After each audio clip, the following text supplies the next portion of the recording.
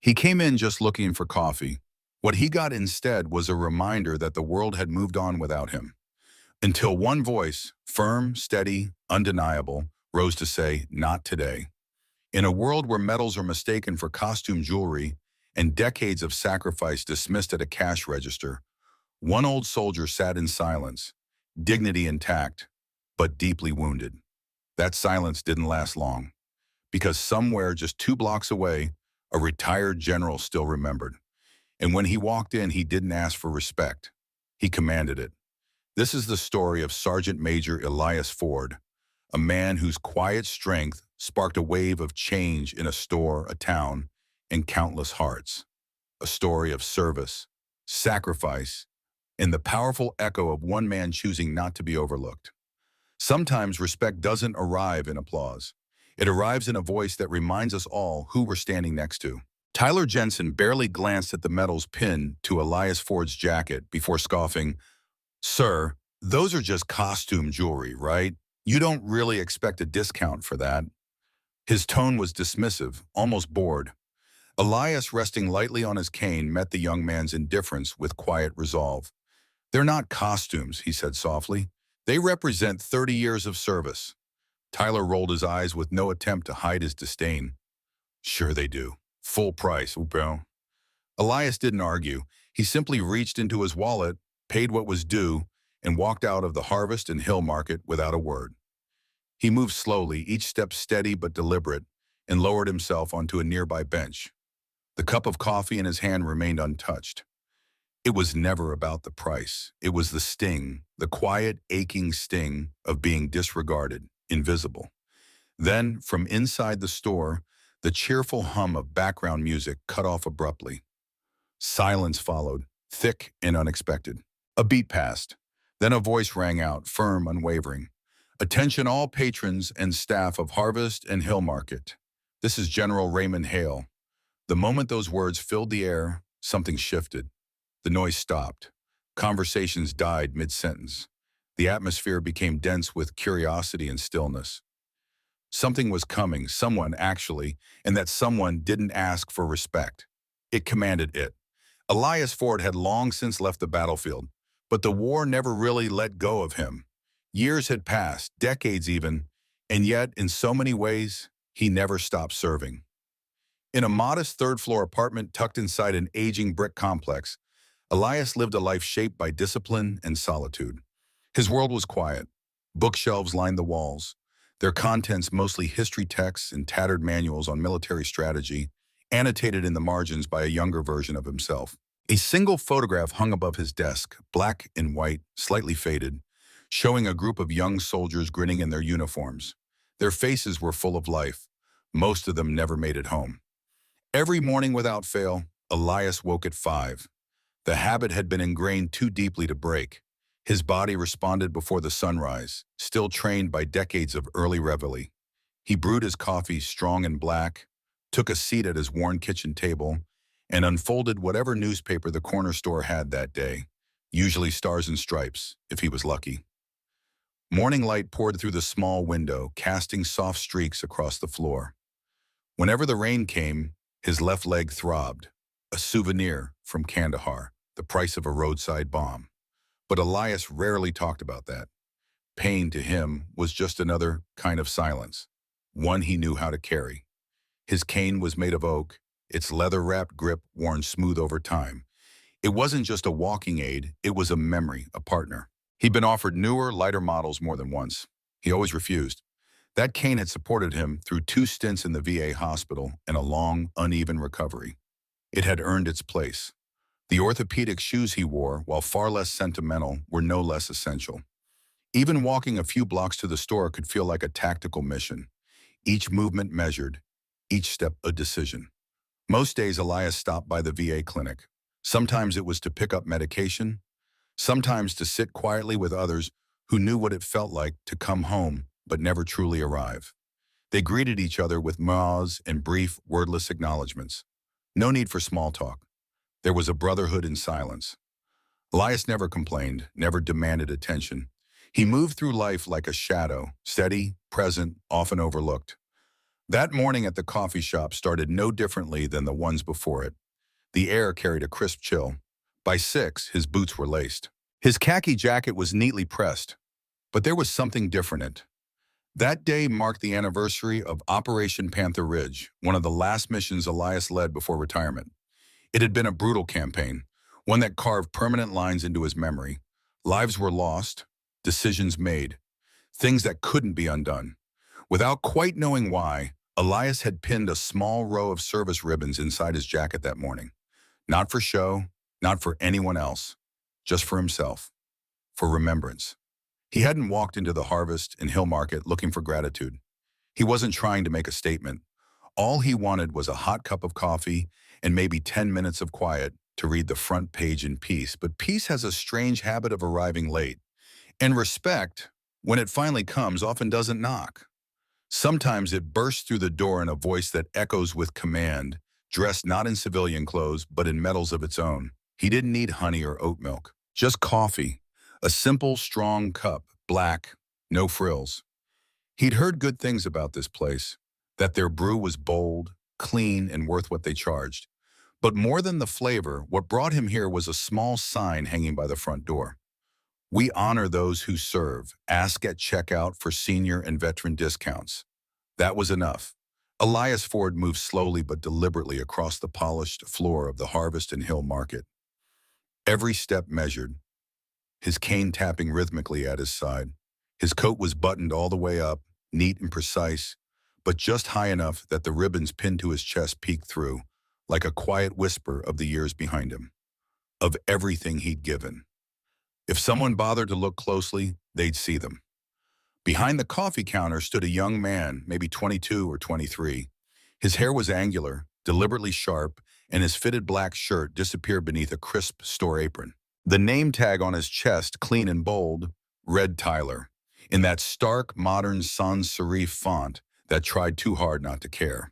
Tyler didn't believe in unnecessary eye contact, or apparently customer service, unless he felt like it. Elias approached the counter and gave a polite nod. His voice was soft but steady. Just a large black coffee, please. Tyler tapped a few buttons on the register, only half present. That'll be $4.75. Elias moved slowly, reaching into his wallet. From within its worn folds, he pulled out his Veterans Affairs identification card, smoothed the edges, and gently opened his coat a little more, revealing a neatly arranged row of miniature service ribbons. I believe there's a veterans discount, he said calmly. Tyler stared blankly for a second, then blinked at the card.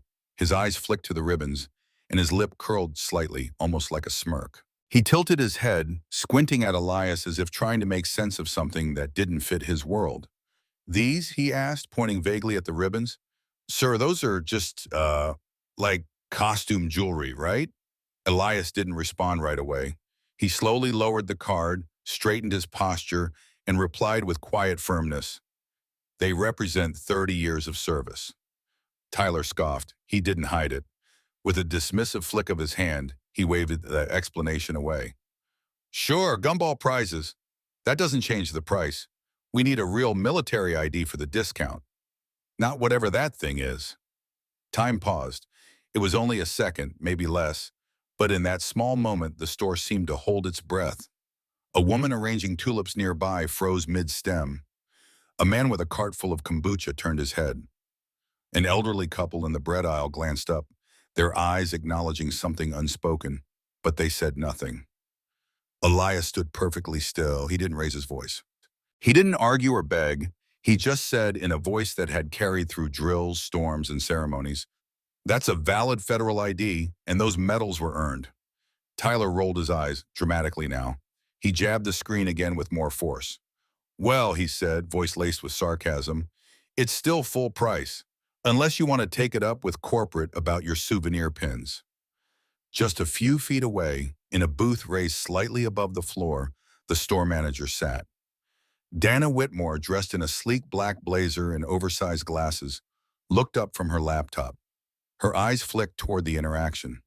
She held them there for a heartbeat, and then looked back down at her spreadsheet. Not a word. That silence was louder than anything Tyler had said. Elias nodded slowly, once. He didn't protest. He didn't explain further. Instead, he reached into his coat pocket and carefully counted out the exact change. His hands trembled just slightly, not from age or weakness, but from the effort it took to stay still, to hold it in, to let the moment pass. He handed the bills over. Tyler handed him the receipt and coffee with an exaggerated smile. "Have a nice day, Sergeant," he said, the words dripping with sarcasm, thick and intentional. Elias turned without a word.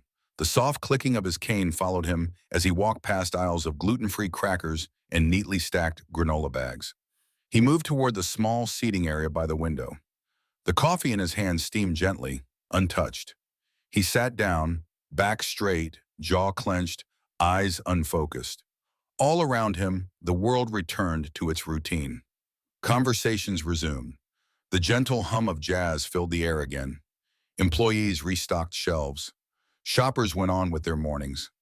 But something inside Elias had shifted.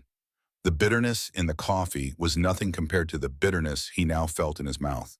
It wasn't just the insult. It was what it represented, that a young man could stare at the symbols of duty, sacrifice, and service and see nothing more than decoration. That a manager could watch quiet cruelty unfold just steps away and choose her spreadsheet over decency. That people could benefit from freedoms bought with blood and still forget. Or worse, mock it. Elias Ford had lived long enough to know that disrespect didn't always shout. Sometimes it whispered, sometimes it wore a name tag and smirked behind a counter. But no matter what face it wore, it deserved an answer. He looked down at the coffee in his hand, then he looked at the medals pinned to his chest. Maybe today wasn't going to be so quiet after all. The bench outside the Harvest and Hill Market was made of cold, brushed metal, more for show than for comfort. It was placed deliberately beside a row of neatly trimmed hedges and overpriced succulents, the kind people bought for aesthetics more than life. Elias Ford sat there, coffee in hand. Cooling beside him, the paper bag remained untouched, right where Tyler had set it.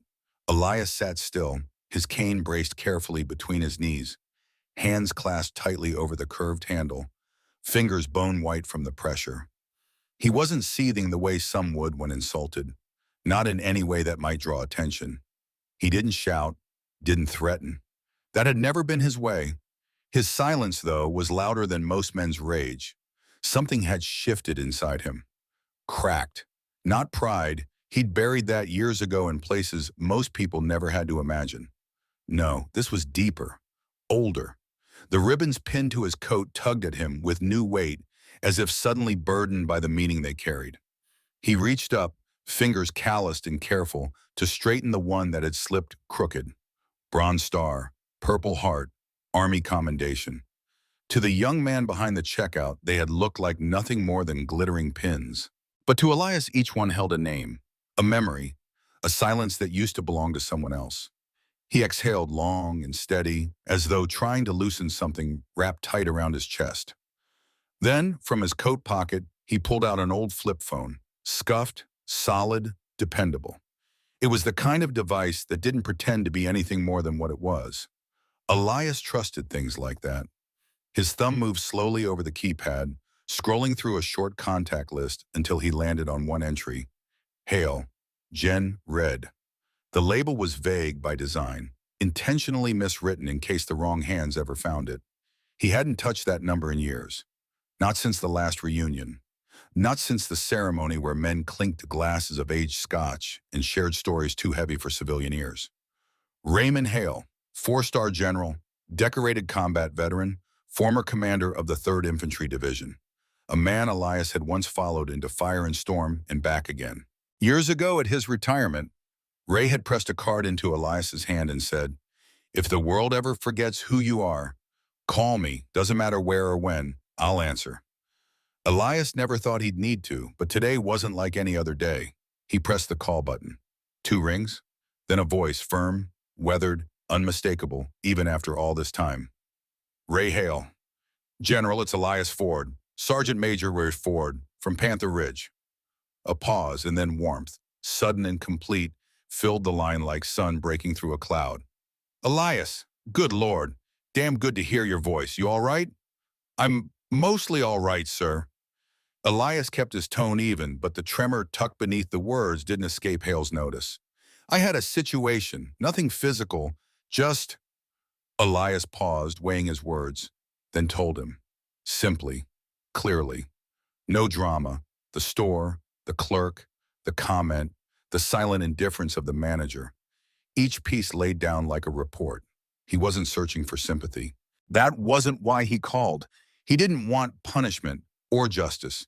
He just needed one thing: to be seen, to be known, to not feel invisible. There was a beat of silence on the other end. Then Hale's voice came back, sharper now, clipped and focused. You still there? Yes, sir. Good. Don't move. I'm 2 blocks from that store. I was on my way to meet the mayor. But that can wait. Stay put. 10 minutes. The line clicked off. Elias stared at the phone in his hand, the silence ringing louder than the call itself. It had barely lasted 3 minutes.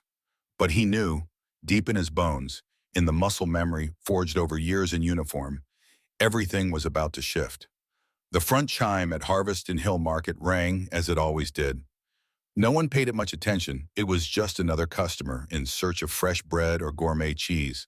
But this time something changed. Something in the air. It carried weight. The man who entered wore no uniform, yet everything about him radiated command. His walk, his presence, undeniable. General Raymond Hail didn't browse. He moved with purpose. His suit, dark navy and sharply tailored, didn't disguise the precision in his step or the gravity in his expression. Silver hair slicked neatly back, eyes like steel, not furious, not wild, but cool and alert, honed sharp by decades of decision and danger. No one dared stop him as he passed the salad bar. He walked straight past kombucha and cold brew, heading with military directness toward the manager's station. Dana Whitmore had just returned to her laptop when she noticed the man approaching. She looked up, confused, and froze. Excuse me, the man said, his voice calm but carrying the weight of expectation. I need access to your intercom, now. Dana blinked. I'm sorry, who are you? He reached into his jacket and pulled out a worn leather wallet. Flipping it open, he revealed a military ID, not active but unmistakable. Beneath it, a card from a Veterans Foundation gleamed faintly, the seal of the Department of Defense, embossed in gold. 4 stars sat just below his name. I'm General Raymond Hail, retired, he said evenly, and I'm here on behalf of a veteran who was disrespected in your store 20 minutes ago. I need to address your customers. Hale's hand didn't hesitate. While others froze, uncertain, caught between protocol and panic, he acted on instinct. His fingers moved over the register, locating the PA mic like a soldier reloading by muscle memory. A flick of the button, sharp static cut the music, swallowing the ambient jazz that filled the store with something heavier. Silence, not the kind born of emptiness, but the kind that crashes into a space and halts everything. Conversation, movement, even breath. Attention all patrons and staff of Harvest and Hill Market. The voice, deep and commanding, boomed through every corner of the building. It wasn't loud in volume, but it didn't need to be. It had weight, authority, history. This is General Raymond Hail. Heads turned. A cashier's hand hovered midair over a bag of apples. A man by the fruit aisle paused with an orange still in his grip. Over near the espresso station, Tyler Jensen, halfway through mocking the old guy with the phony medals, snapped to attention mid-laugh, his jaw slowly locking into place. I am currently on the premises, the voice went on, because one of your patrons, Sergeant Major Elias Ford, a decorated war veteran, was ridiculed and dismissed at your counter for presenting the very medals he earned in service to this country. Silence. The kind you could slice with a whisper. The kind where even the buzz of fluorescent lights seemed to lower in reverence. This gentleman served with distinction for over 30 years, Hale continued. He carries the Silver Star, the Bronze Star, and the Purple Heart. Not from a costume rack, but from combat zones most of you will never have to walk through. Shoppers had stopped entirely now, frozen, listening. Today, he asked for a modest discount, one this store publicly advertises for veterans, and he was mocked for it. He wasn't shouting. His voice remained steady, controlled, deliberate. That restraint carried more power than volume ever could. A clerk referred to his medals as gumball prizes. A manager witnessed it and chose silence. Now there was movement, a ripple. Some customers shifted, glancing uncomfortably toward the front. A woman clutched her purse closer. A teenager near the self-checkout lowered his phone mid-text. "I'm not here to cause a scene," Hale said, every word honed like a blade. "I'm here to correct a wrong." More eyes darted toward the front of the store. A few phones quietly lifted, recording. People weren't just watching, they were witnessing. "In this country," Hale continued, "we may not agree on everything, but if there is one thing we must hold sacred, it is respect for those who sacrifice for our freedom." And today, that respect was nowhere to be found. He released the button. The line went dead. No music returned. No sound filled the space. Because some truths don't need to be echoed. They fall like judgment, and they land. The second General stepped out from behind the manager's booth. Something intangible shifted in the air. He didn't come with a security detail. No fanfare, no yelling. But the authority wrapped around him was unmistakable. It wasn't demanded, it was earned. Tyler Jensen stood pale and still by the coffee bar. His earlier bravado collapsed like a deflated balloon. The grin that had curled his lips was gone. His co-worker edged away as if proximity alone might cast guilt. Dana Whitmore approached slowly, tablet clutched to her chest like a makeshift shield. Her voice shook just enough to reveal everything she wanted to hide. "General Hale, I didn't know." He raised a hand, not in anger, but in quiet, stern dismissal of the excuses already forming. "Miss Whitmore," he said with precise calm, "you saw it happen, and you chose your spreadsheet over your responsibility." Her lips parted. Nothing came out. Then she shut them again. He turned to Tyler. "And you," Hale said, his eyes narrowing just enough to strike. "You mocked a combat veteran's medals. You insulted 30 years of sacrifice as if it were a punchline. Maybe you didn't understand what you were looking at, but ignorance is no excuse for contempt." Tyler's voice caught in his throat. "Sir, I didn't mean—" "You said gumball prizes," Hale interrupted, his voice like steel, drawn from a sheath. "Let's not pretend this was a misunderstanding." By now, shoppers had gathered, forming a quiet audience. A few had phones raised. Others simply watched, breath held, eyes wide. It felt like a courtroom, one where respect stood trial and everyone was a juror. And then, movement at the front doors. Elias Ford re-entered the store, his steps measured by the cane in his hand. A young employee accompanied him, someone who had heard the broadcast and, out of guilt or perhaps simply a sense of decency, had gone to bring him back. As Elias came into view, General Hale's expression shifted. The stern edge melted, if only slightly. "Sergeant Major," he said, voice low and sure, "I'm sorry this happened to you, but I promise it will not go unanswered." He gestured to the space beside him, and Elias took his place without hesitation, standing tall beside the general, as he once had alongside men of equal honor. Then Hale faced Dana and Tyler again. "First," he said, "you will offer Sergeant Major Ford a direct, unequivocal, and public apology." Tyler swallowed hard, his throat dry with shame as he stepped forward. "Sergeant Major, I'm sorry, I didn't know. I shouldn't have said what I did. It was wrong." His voice carried the weight of genuine regret, a stark contrast to just moments before. Dana followed, though her words trembled more from the sting of embarrassment than sincere remorse. "Mr. Ford, I apologize for what you experienced here today. This doesn't reflect who we are as a company." Elias gave a slight nod. He didn't speak. He didn't have to. Second General Hale stepped forward, his presence commanding the room. "This store will be making a $25 donation for every 1,000 of today's earnings, under the name of Sergeant Major Elias Ford, to the National Coalition for Homeless Veterans.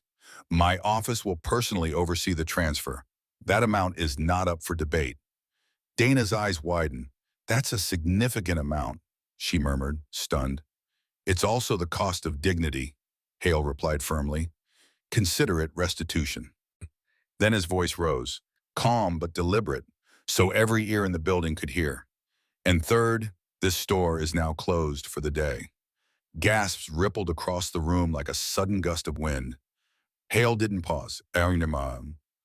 Every staff member will report to the conference room in 15 minutes for mandatory training in veteran sensitivity and respect. That session will be led by a retired Marine gunnery sergeant I personally selected, because respect isn't just a value, it's a skill, and clearly, it must be taught. Tyler's face drained of color. Dana opened her mouth in protest. But sir, this is peak business hour. Then consider today your cost of education, Hale snapped. You may reopen tomorrow, hopefully better. He didn't wait for an answer. Turning to Elias, he rested a gentle hand on the older man's shoulder. I told you, Sergeant Major, anytime, anywhere. And he meant it. The doors of Harvest and Hill Market remained shut for the rest of the day. No customers roamed the aisles, no transactions were made, no soft music floated through the speakers. Instead, inside the normally mundane break room, where office birthdays and HR briefings usually took place, every staff member sat upright in neat rows, notebooks open, attention fixed. The man standing before them wasn't from corporate. He was Master Gunnery Sergeant Robert "Gunny" Torres, a retired Marine with 40 years of service etched into his voice, his posture, and the air around him. He didn't raise his voice. He didn't need to. Every word he spoke cut through the silence like a blade. This isn't just about Elias Ford, he began. It's about every man and woman who's ever worn the uniform, who walked through fire and came back with less than they left with. Sometimes those losses are visible. Sometimes they're buried deep. Your job as citizens, and especially as people who profit from the freedom purchased by their sacrifice, is to recognize that and honor it. The training wasn't a lecture. It was a 4-hour journey through lived experience. It was stories, faces, and truths too long ignored. It was the history behind the medals, the weight behind the ribbons, the cost of service that too often goes unseen. One by one, the staff members began to shift. Their expressions softened. Their thoughts deepened. Tyler Jensen, the same young man who had mocked military medals just hours earlier, sat still. He didn't speak. He didn't scroll his phone or whisper to coworkers. And when Gunny Torres passed around a plaque listing Common Combat Awards and their meanings, Tyler held it longer than anyone. His fingertips traced the etched surface of the Bronze Star. He didn't say a word, but something inside him changed. The next morning, the market reopened with a new sign posted near the entrance. We proudly offer 15% off to all active duty and veteran customers. Thank you for your service. And beneath it, in smaller but no less meaningful letters, in honor of Sergeant Major Elias Ford. The community responded faster than anyone could have predicted. Local news ran headlines. Retired General closes store, your veteran is insulted.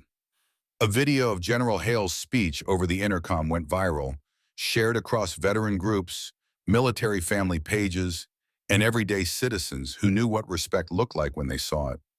Letters of support came flooding in. Veterans from nearby counties made trips just to shop. Parents brought their children to the store and pointed to the life-size cardboard cutout of Elias Ford now standing near the registers. A short biography was printed beneath his photo, telling his story. A few kids even saluted him. Tyler stayed on staff. General Hail hadn't fired him. A week had passed since the incident, and though neither Dana nor Elias had demanded Tyler be fired, their silence hadn't stemmed from apathy. They believed in consequences, but also in the power of redemption. Growth, after all, was part of the mission, too.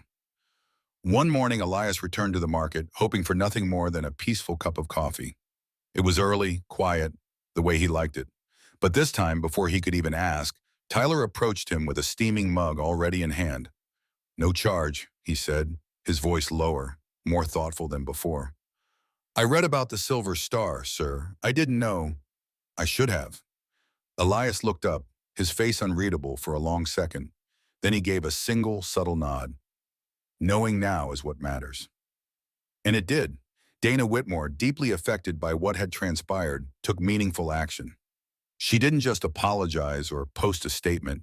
She initiated a permanent, annual training program for all new hires focused on recognizing and honoring veterans, led by veterans from their own local community. It was more than policy, it was personal now. She made sure that every store bulletin board featured the story of a local veteran, updated monthly, so no one's service would go unnoticed again. Later, in an interview with the local news, she said, "It never should have taken what happened that day to wake us up, but we're not going backward. Not again." Something had changed, not just in how the store operated, but in the people themselves.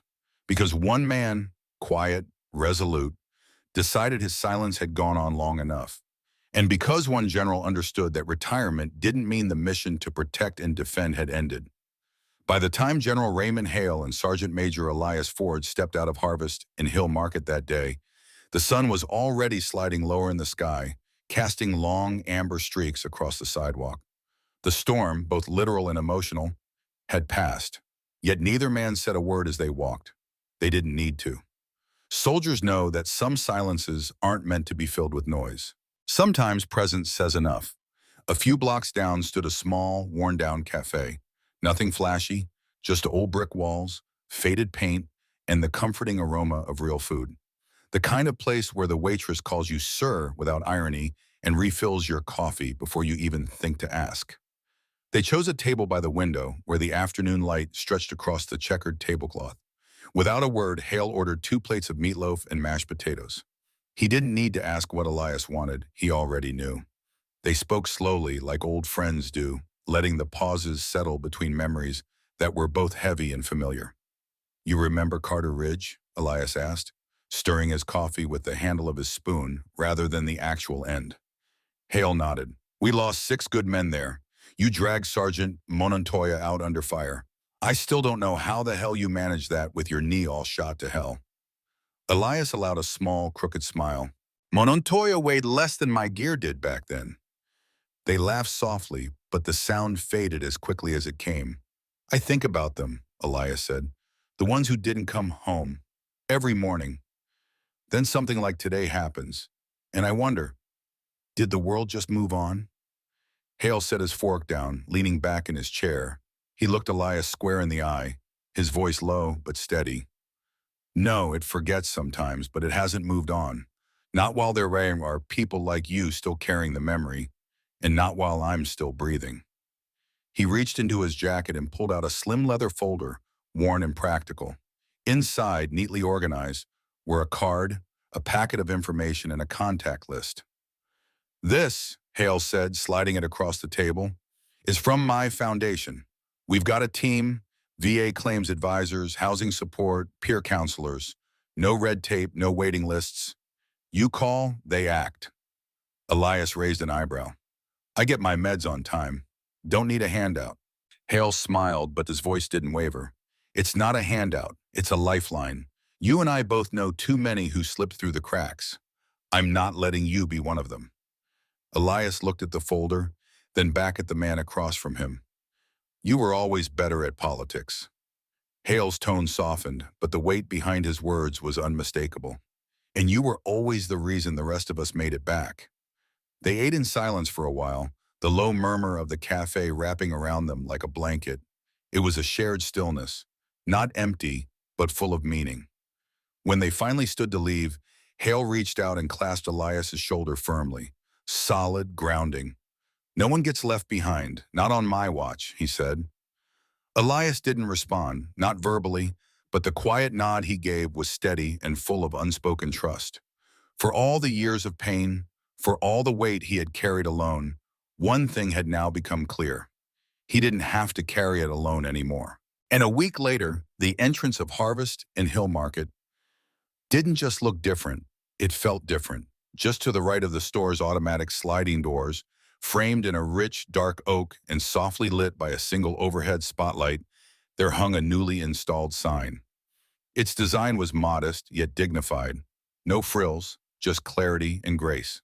The words read plainly, "In honor of our veterans, especially Sergeant Major Elias Ford, we proudly offer a permanent 15% discount to all active duty military and veterans. Your service is never forgotten here." Beneath the sign was a small bronze plaque bearing Elias Ford's name and a simple but powerful statement. "Respect is not a courtesy, it's a duty." Every customer who stepped through those doors saw it. Whether out of instinct or genuine reverence, Many stopped to take it in. Some reached for their hats and removed them. A few, moved by something deeper, gave a quiet salute. The idea to make this discount permanent hadn't come from corporate HQ. It didn't pass through boardrooms or legal departments. It came from Dana Whitmore, the store manager who once seemed too distracted by metrics and meetings to notice the people behind the uniforms. But after attending a staff training led by Gunny Torres and having a quiet, soul-stirring conversation with Elias himself, something fundamental shifted within her, something long overdue.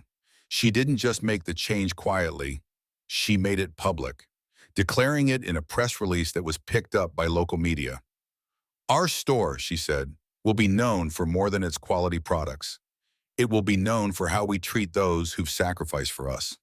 Tyler Jensen's name never appeared in any of those articles. But those who worked alongside him noticed a change too. He stood now when veterans entered the store, not because someone told him to, but because he wanted to. He took the time to learn what different metals meant, not out of obligation, but from a sincere desire to understand. And every single week, without fail, he volunteered to help sort and organize donated goods for the local veteran shelter. No selfies, no social media posts, just quiet commitment. The ripple effect, it didn't end at the store's entrance.